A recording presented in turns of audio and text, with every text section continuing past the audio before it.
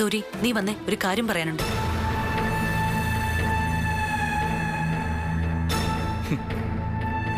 ഈനാമ്പേച്ചിയും മരപ്പെട്ടി എന്ന് പറയുന്ന ഇതാ അല്ലേ വലിച്ച?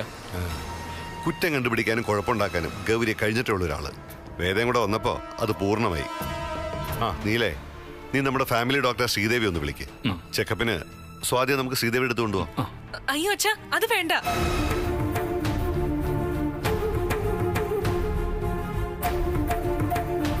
എന്തിനാ വല്യച്ഛന്റെ ഡോക്ടറെ വിളിക്കുന്നേ? മോളെ, അവര് നമ്മുടെ ഫാമിലി ഡോക്ടറല്ലേ, പോരാത്തതിന് ഗൈനക്കോളജിസ്റ്റ് കൂടിയാ. അപ്പൊ പിന്നെ അവര് തന്നെ നോക്കിയാ പോരെ സ്വാതിയെ. ഇന്ന് തന്നെ അവരെ പോയി കണ്ട് വേണ്ട ചെക്കപ്പുകൾ നടത്തണം. നീ അവരൊന്ന് വിളിച്ചേ. അയ്യോ, എന്റെ ഫോൺ മുകളിലായി പോയി. എടാ, നമ്പർ എൻ്റെ ഉണ്ടോ? എന്നാ നീ വിളിക്കും.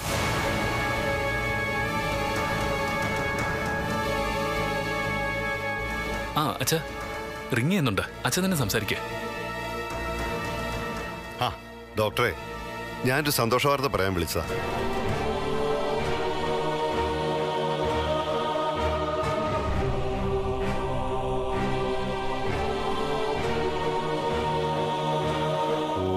ഇവിടെ ഇല്ലേ? അത് ശരി.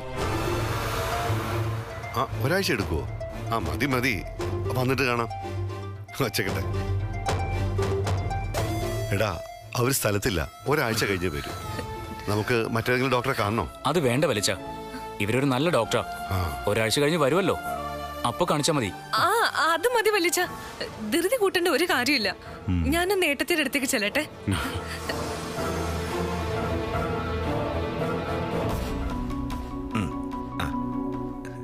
നന്നായി വരും.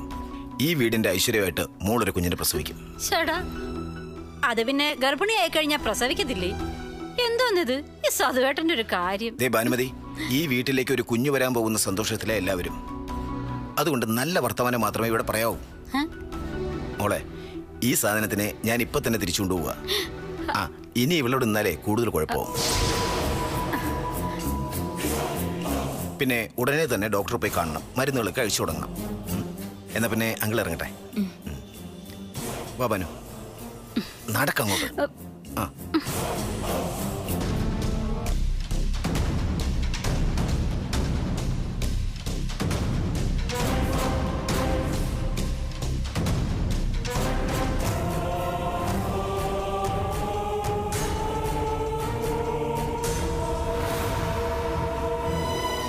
ഏട്ടത്തി, നന്ദിനി, ഇതാകെ കുഴപ്പമാവുന്ന എനിക്ക് തോന്നുന്നു. രാജീവിന്റെ അച്ഛൻ എന്നെ അനുഗ്രഹിച്ചിട്ടാ പോയത്. ഇതൊരു വലിയ കള്ളമായിരുന്നു എന്ന് ഞാൻ ഇവരോടൊക്കെ എങ്ങനെ പറയും? നന്ദിനി, നമുക്ക് സത്യം അങ്ങ് പറഞ്ഞാലോ? എനിക്കാകെ പേടിയാവുന്നു. ഈ കള്ളത്തരം ഏത് നിമിഷവും പൊളിയും. ശേ, ഏട്ടത്തി ഇങ്ങനെ പേടിക്കാതെ. എല്ലാം നമുക്ക് പറയാന്ന് പറഞ്ഞില്ലേ? ഇപ്പൊ എല്ലാവരുടെയും മുഖത്ത് കാണുന്ന ഈ സന്തോഷം ഒരു ദിവസമെങ്കിലും അങ്ങനെ തന്നെ നിൽക്കട്ടെ. നമുക്ക് നാളെ ഏട്ടനോട് സത്യം പറയാം. ഏട്ടത്തി പേടിക്കണ്ട, എനിക്ക് തെറ്റുപറ്റിയതാണെന്ന് ഞാൻ തന്നെ പറഞ്ഞോളാം. നന്ദിനി, ഒരു വലിയ കള്ളത്തിന്റെ മുകളിലാ നമ്മളിപ്പോ നിൽക്കുന്നത്. ജനിക്കാൻ പോകുന്നൊരു കുഞ്ഞിന്റെ പേരിലാ നമ്മൾ ഈ കള്ളത്തിനെ പറഞ്ഞിരിക്കുന്നത്. ഏട്ടത്തി, ഒരാഴ്ചക്കപ്പുറം ഈ കള്ളത്തരം നമുക്ക് മുന്നോട്ട് കൊണ്ടുപോകാൻ പറ്റില്ലെന്ന് എനിക്കറിയാം. അതിനു മുമ്പ് ഏട്ടത്തിക്ക് പഴകിയേക്കാത്ത വിധം ഞാനിത് പരിഹരിച്ചിരിക്കും. ഒരാഴ്ചയോ? അതിന്റെ കണക്കെന്താ? എന്റെ പൊന്നേട്ടത്തി, നമ്മുടെ family doctor gynaecology specialist doctor Sridevi ഒരാഴ്ച കഴിഞ്ഞ് ലീവ് തീർന്നു വരൂ. വെല്ലിച്ചൻ അവരുമായിട്ട് സംസാരിച്ചു. അവരുടെ അടുത്ത് ചെക്കപ്പ് നടത്താനാ വെല്ലിച്ചന്റെ തീരുമാനം.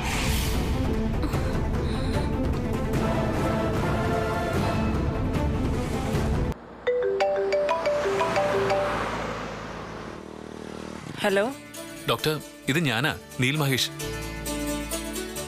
ആ അതെ അതെ, സ്വാതിയുടെ ഹസ്ബൻഡ്. എനിക്കൊരു സന്തോഷ വാർത്ത ഡോക്ടറോട് പറയാനുണ്ട്. സ്വാതി, അവള് പ്രഗ്നന്റ് ആണ്. ആഹാ, സത്യമാണോ? ദൈവം നിങ്ങളെ രക്ഷിച്ചു നീൽ. അന്ന് ഡോക്ടർ പറഞ്ഞിരുന്നില്ലേ, ഇതുപോലെ സർജറി നടത്തിയവർക്ക് കുട്ടികൾ ഉണ്ടാവാനുള്ള സാധ്യത കുറവാണെന്ന്. 1000-ൽ 1-2 പേർക്ക് മാത്രമേ ആ ഭാഗ്യം കിട്ടൂ എന്നല്ലേ ഡോക്ടർ പറഞ്ഞത്? അതെ നീൽ, ഞാൻ പറഞ്ഞത് സത്യം തന്നെയാ. അങ്ങനെ സംഭവിച്ചിട്ടുള്ളൂ. ആ ഭാഗ്യം എന്റെ സ്വാതിക്ക് കിട്ടി ഡോക്ടർ. നീലിനോട് ഞാൻ അന്നേ പറഞ്ഞില്ലേ, there must be a chance. ഇത് ദൈവത്തിന്റെ അത്ഭുതം തന്നെയാ. ഞാൻ സ്വാതിയും കൂട്ടി ഡോക്ടറെ കാണാൻ വരുന്നുണ്ട്.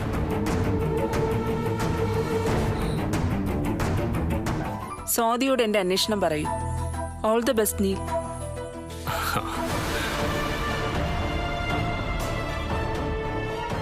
ഏട്ടാ, ആ സ്വാതി, നിനക്ക് കുട്ടികളുണ്ടാവില്ലെന്ന് പറഞ്ഞ ഡോക്ടറാ. ദൈവം അത്ഭുതം പ്രവർത്തിച്ചെന്നാ ഇപ്പൊ ഡോക്ടർ പറയുന്നത്. ഏട്ടാ, എനിക്കൊരു കാര്യം പറയാനുണ്ട്. സ്വാതി, നീ ഇപ്പൊ ഒരു കാര്യവും പറയണ്ട. നിനക്കിപ്പോ വേണ്ടതേ നല്ല വിശ്രമോ. നീ പോയേ, അകത്തേക്ക് പോയേ. അതല്ല, ഞാനൊന്ന് പറയട്ടെ. നീ ഒന്നും പറയണ്ടെന്ന് പറഞ്ഞില്ലേ? പോയേ, അത് പോയി റെസ്റ്റ് എടുത്തേ. പോയേ പോയേ പോവാൻ.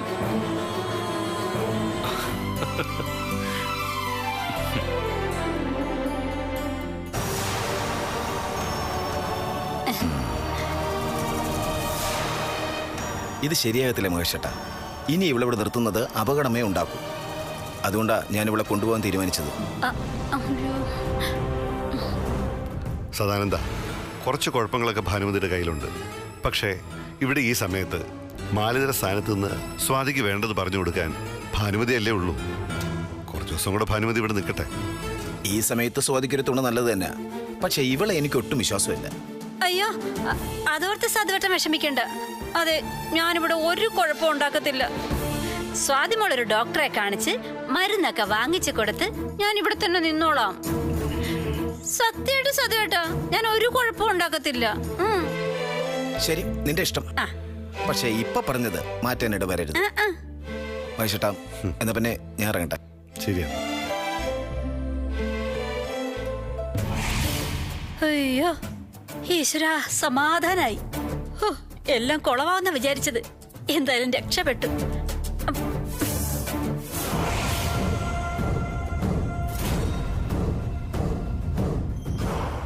ഇത്ര പെട്ടെന്നൊരു പൂജ കഴിഞ്ഞ് പിറ്റേന്ന് രാവിലെ ഗർഭം. ഇതിലെന്തോ ഒരു കള്ളത്തരം തോന്നുന്നില്ലേ? എവിടെയോ ഒരു വശപ്പിശക എനിക്ക് തോന്നിയതാ. അതുകൊണ്ടാ സതുവേട്ട നിർബന്ധിച്ചിട്ടും ഞാൻ തിരിച്ചു പോകാതെ ഇവിടെ തന്നെ അങ്ങ് കൂടിയത്. ഈ ഗർഭത്തിന്റെ കാര്യത്തിലെ എനിക്ക് അവളെ ഒട്ടും വിശ്വാസമില്ല. നന്ദിനിയുടെ ഗർഭം പോയതിന് പിന്നാലെ ഉടനെ തന്നെ സ്വാതി ഗർഭിണിയായതിന് പിന്നിൽ എന്തോ ഒരു കള്ളത്തരം ഉണ്ടെന്നുള്ളത് ഉറപ്പാ. അമ്മേ, ഇത് കണ്ടുപിടിക്കാൻ എന്താ ഒരു മാർഗം?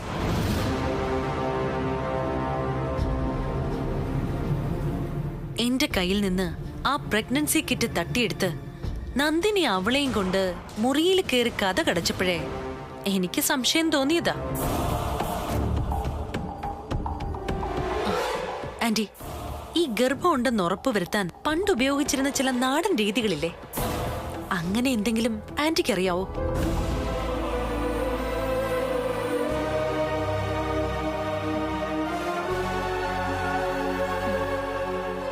എന്തായാലും അവളെ ആശുപത്രിയിൽ കൊണ്ടുപോയി പരിശോധിക്കാൻ അവള് നമ്മളെ സമ്മതിക്കില്ല.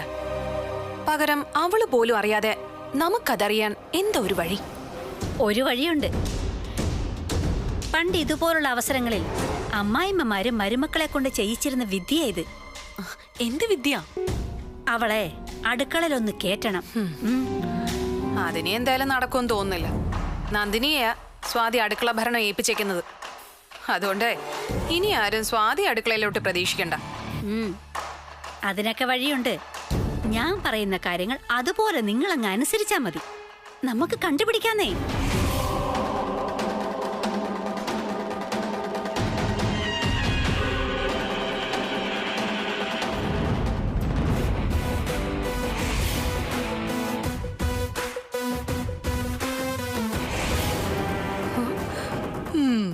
ഇത് കൊള്ളാം, സംഗതി കലക്കും. അവളുടേത് യഥാർത്ഥ ഗർഭമാണെങ്കിൽ ഈ ഒരു ഒറ്റ പരീക്ഷണം മതി കണ്ടുപിടിക്കാൻ. ഇനി ഇത് യഥാർത്ഥ ഗർഭമല്ലെങ്കിൽ അവളെ നമുക്ക് പൊളിച്ചെടുക്കണം. നിന്നെയൊക്കെ മുന്നിൽ നിർത്തി ഞാനത് നല്ല വൃത്തിയായിട്ട് ചെയ്യും.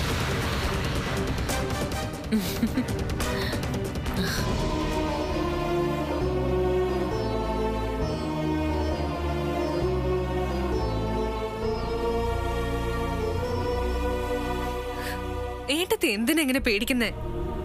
എനിക്ക് നല്ല ഭയമുണ്ട് നന്ദിനി. ഒരു ചെറിയ കാര്യത്തിന് കള്ളം പറയുന്നത് പോലെ അല്ല ഇത്. ഒരു കുഞ്ഞിന് വേണ്ടിയുള്ള എന്റെ ഏട്ടന്റെ ആഗ്രഹം എനിക്കറിയില്ലേ? ഗർഭിണിയല്ലാന്ന് ഇപ്പൊ തുറന്നു പറഞ്ഞ എല്ലാ പ്രശ്നവും ഇവിടെ തീരും. പക്ഷെ ഗർഭിണിയാണെന്ന് കള്ളം പറഞ്ഞ് വിശ്വസിപ്പിച്ച് ആ സന്തോഷത്തിന് വേണ്ടി ജീവിച്ചിട്ട് ഞാൻ കള്ളം പറയാണെന്ന് പിന്നീട് അറിയുമ്പോ സംഭവിക്കുന്നത് എന്തായിരിക്കും ആലോചിക്കാൻ പോലും എനിക്ക് പറ്റുന്നില്ല. ഒന്നും സംഭവിക്കില്ല. ഏട്ടത്തി ഒന്നും കൊണ്ട് വിഷമിക്കണ്ട. ഈ ഗർഭത്തിന്റെ പേരില് തൽക്കാലം നമുക്ക് അവളുമാരൊന്ന് വട്ടുതട്ടാം. ഈ വീട്ടിലെ ആദ്യത്തെ കുഞ്ഞ് ഏട്ടത്തിക്ക് ജനിക്കുമെന്നറിഞ്ഞപ്പോ അവളുമാരുടെ മുഖത്തുനിന്ന് ചോര വാർന്നു പോയത് കണ്ടില്ലേ? നീ പറഞ്ഞത് ശരിയാ. പക്ഷെ എന്ത് പറഞ്ഞ് നമ്മൾ ഇതിനെ ന്യായീകരിക്കും? എത്ര ദിവസം ഈ കള്ളത്തരം കൊണ്ടു നടക്കും? അധിക ദിവസങ്ങളൊന്നും വേണ്ട. കൂടി വന്ന 2 ആഴ്ച. അതിനകം ഞാൻ തന്നെ ഇത് പൊളിച്ചോളാം. ഏട്ടത്തിക്ക് ഒരു കുഴപ്പം വരില്ല. കുറ്റം മുഴുവൻ ഞാൻ ഏറ്റോളാം. എന്റെ ദൈവേ, ജീവിതത്തിൽ ഇന്ന് വരെ ഒരു നുണയും പറഞ്ഞിട്ടില്ല, ഒന്നും മറച്ചു വെച്ചിട്ടുമില്ല. ഞാൻ വെറുതെ ഒരു കള്ളത്തിന്റെ മുകളിൽ കുറച്ചു ദിവസം ജീവിക്കാൻ പോവാ. രക്ഷിക്കണേ ദേവി. ദേവി ഏട്ടത്തിയുടെ കൂടെ തന്നെ നിൽക്കും, എനിക്ക് ഉറപ്പാ. എങ്ങനെയെങ്കിലും ഇത് വേദയോ ഗൗരിയോ അറിഞ്ഞ? അറിയില്ല. ഏട്ടത്തി, എന്റെ കുഞ്ഞില്ലാതായിപ്പോയതിന്റെ ദുഃഖം മറക്കാൻ ദൈവം ഒരു സന്തോഷം തന്നതാന്ന് കരുതിയാ മതി. കുറച്ചു ദിവസം അവള് മരുന്ന് ഞെരിവിരി കൊള്ളട്ടെ, നമുക്കത് കണ്ടു രസിക്കാം.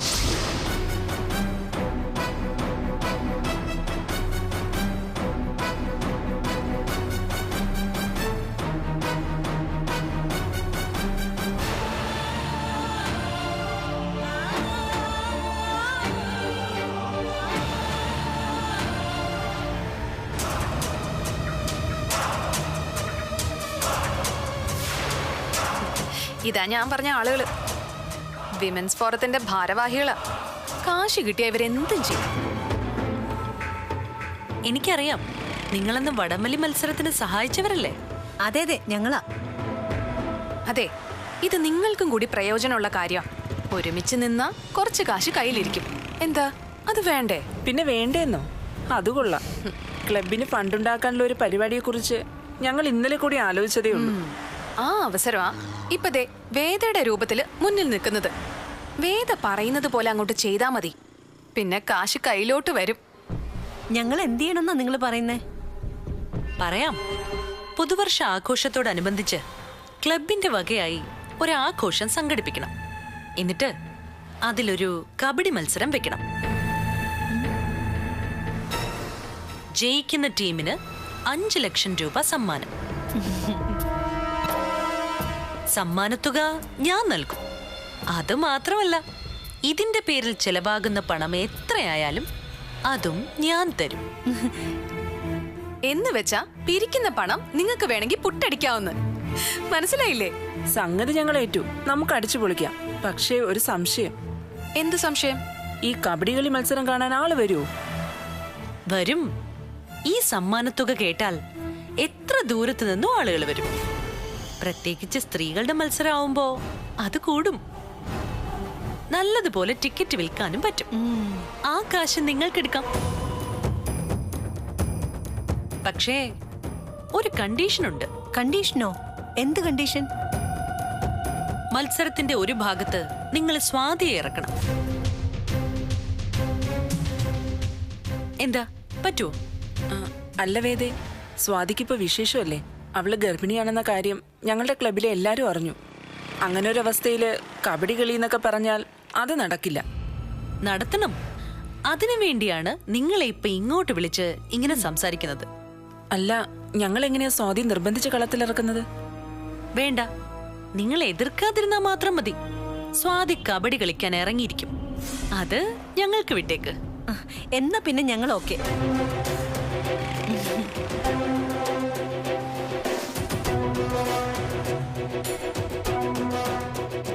ദാ പിടിക്ക. ഇതില് 5 ലക്ഷം ഉണ്ട്. ഇത് ചെലവിനുള്ള അഡ്വാൻസ് തുക മാത്രമാ. ബാക്കി പിന്നാലെ വരും. എന്താ, സന്തോഷമായില്ലേ? ആ, സന്തോഷമായി. ഇനി നിങ്ങൾ പറയുന്ന എന്തും ഞങ്ങൾ ചെയ്യും. പോരെ? അത് മതി. പിന്നെ ഈ മത്സരം കഴിഞ്ഞാൽ നിങ്ങൾക്ക് രണ്ടുപേർക്കും പ്രത്യേകമായി എന്റെ വക ഇതുപോലെ ഒരു സമ്മാനം കൂടി ഉണ്ടാവും. ഇപ്പൊ കുറച്ചുകൂടെ സന്തോഷായില്ലേ? ഇത്രയ്ക്ക് വലിയ മനസ്സുള്ള ആളാണ് വേദയെന്ന് ഞങ്ങൾ വിചാരിച്ചില്ല. എന്ത് വന്നാലും മത്സരത്തിന് ഞങ്ങൾ സ്വാതി ഇറക്കും, ഉറപ്പ്. അത് മതി. എന്നാ പിന്നെ നിങ്ങൾ പോയിട്ട് വാ. പിന്നെ ഇതിന് പിന്നിൽ ഞങ്ങളുണ്ടെന്ന് ഒരു കാരണവശാലും സ്വാതി അറിയരുത്. ഏയ്, ഒരിക്കലുമില്ല. എന്നാ ശരി, ബാക്കി കാര്യങ്ങൾ പിന്നാലെ പറയാം. നിങ്ങൾ പോയി മത്സരത്തിനുള്ള ഒരുക്കങ്ങൾ തുടങ്ങിക്കോ. ഇന്ന് തന്നെ കമ്മിറ്റി വിളിച്ചുകൂട്ടി ഞങ്ങളത് തീരുമാനിക്കും. അപ്പൊ ശരി. ശരി, ഞാൻ വിളിച്ചോളാം. ശരി. ഇനി എന്താ നിന്റെ പ്ലാൻ? കബഡി കളിക്കിടയിൽ അവളുടെ ഗർഭം കലക്കുക മാത്രമല്ല നമ്മുടെ ലക്ഷ്യം. പിന്നെ അവളുടെ കഴുത്തൊടിച്ചിടണം. പിന്നെ ഒരിക്കലും അവൾ എഴുന്നേക്കരുത്. ഈ കബഡി കളിയോടുകൂടി സ്വാതി അവസാനിക്കണം. അവസാനിപ്പിക്കും ഞാൻ.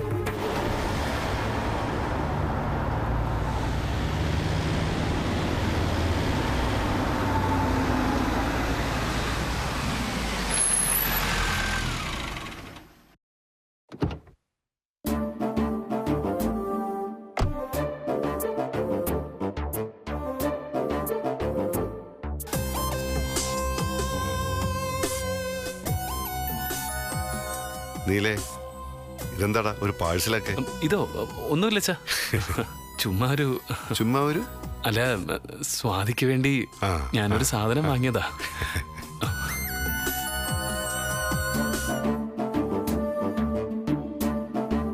ഏട്ടാ, ഒന്ന് നിന്നേ.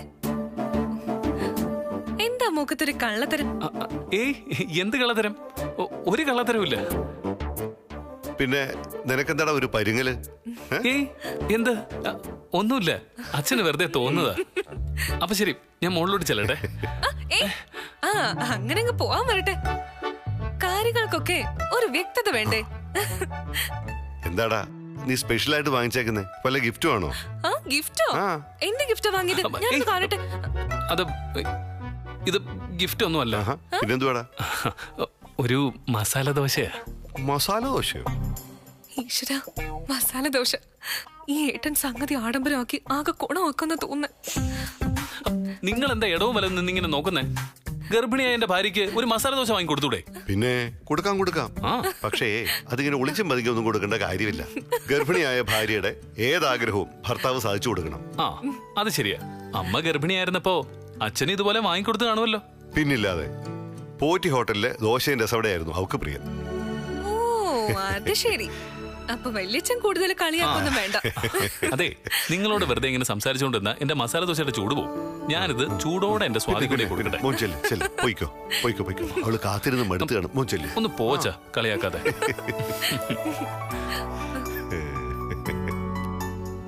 ഈശ്വര, ഈ മസാല ദോശ ഏട്ടത്തിയുടെ തൊണ്ടേന്ന് ഇറങ്ങിയാ മതിയായിരുന്നു.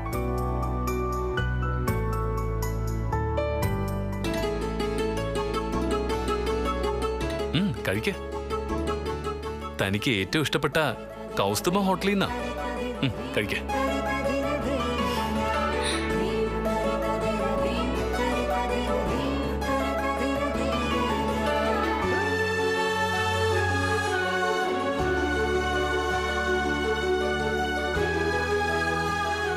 എന്റെ ദേവി, ഏട്ടന്റെ സന്തോഷം കണ്ടിട്ട് എനിക്ക് പേടിയാവുന്നു. ഞാൻ ഗർഭിണിയല്ല എന്നുള്ള സത്യം ഏട്ടൻ അറിയുമ്പോ പ്രതികരണം എന്തായിരിക്കും? സ്വാതി, കഴിക്കടോ.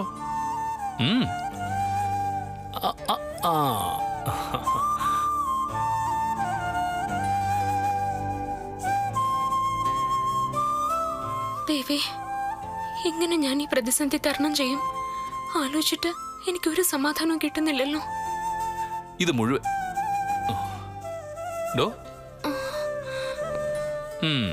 തന്റെ മനസ്സിലിപ്പോ എന്താ ഉള്ളതെന്ന് ഞാൻ പറയട്ടെ. ആൺകുട്ടിയാണെങ്കിൽ നമ്മൾ അവനെ എന്ത് പേരിട്ട് വിളിക്കുമെന്നല്ലേ? എടോ, എന്ത് പേരായാലും അത് താൻ തന്നെ സെലക്ട് ചെയ്താൽ മതി. എടോ, അതിനുള്ള അവകാശം ഞാൻ തനിക്ക് തന്നിരിക്കുന്നു. കഴിക്ക.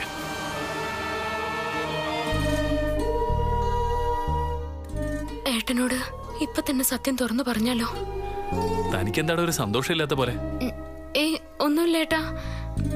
ഏട്ടന്റെ ഈ സന്തോഷം എന്നും ഇങ്ങനെ തന്നെ കാണണേന്നാ എന്റെ പ്രാർത്ഥന. അതൊന്നും വേണ്ട. ദേ ഇതുകൂടെ കഴിക്ക. വേണ്ട, വയറ് നിറഞ്ഞു. ഇതും കൂടി മതി ഏട്ടാ, മതി.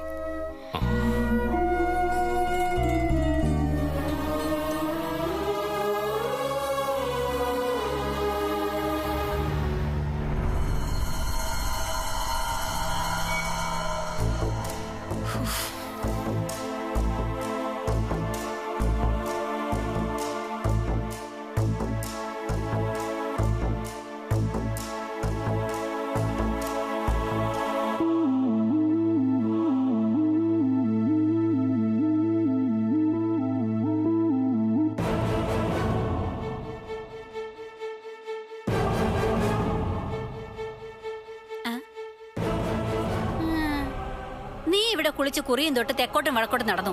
ദാ നിന്റെ ആങ്ങളെ ആ സ്വാദിക്ക് മസാല ദോശയും കെട്ടിപ്പൊതിഞ്ഞോട് ദാ അങ്ങ് മുകളിലോട്ട് പോയിട്ടുണ്ട്. ഓ എന്റെ ദൈവമേ, ഇനി ഇവക്കെന്നാണോ ഇങ്ങനെയൊക്കെ ഒരു യോഗം ഉണ്ടാവുന്നത്?